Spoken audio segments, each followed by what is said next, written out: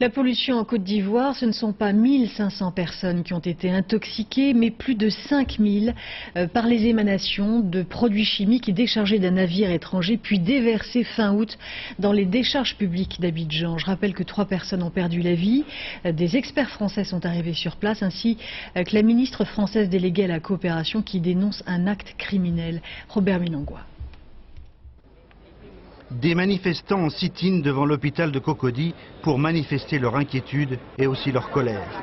Les malades victimes d'intoxication se présentent ici pour se faire soigner, mais les moyens sont encore dérisoires. Quand vous arrivez, on vous demande vous avez quoi. Quand vous dites vous toussez, on vous donne des comprimés. Attendez, on veut des analyses concrètes. C'est ce que nous demandons. Des analyses qui vont nous permettre, qui vont leur permettre de déterminer les maux dont nous souffrons. Un plan d'urgence a été mis en place pour tenter de faire face à la pollution. Des déchets toxiques volatiles importés d'Europe déversés dans ces décharges. La France a répondu présent en envoyant un groupe d'experts dans ce domaine. La ministre de la Coopération, présente à Abidjan, a même parlé d'actes criminels. Il y a à peu près 8 jours de stock de médicaments et il faut bien sûr anticiper pour qu'il n'y ait pas de rupture pour ces médicaments. Donc nous allons là aussi, en matière de santé, veiller à ce qu'il n'y ait pas de problème et que tous les Ivoiriens puissent être traités, tous ceux qui sont malades puissent avoir les traitements adéquats.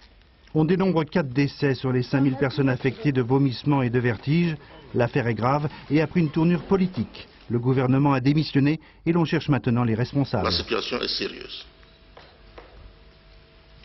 Je voudrais donc, à cet instant précis, vous dire que je remets en vos mains la démission du gouvernement.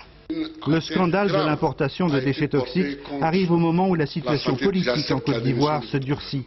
Elle arrangerait presque les affaires du président Gbagbo, accusé d'entraver le processus de réconciliation en Côte d'Ivoire, un pays coupé en deux et qui attend toujours des élections pour sortir de la crise.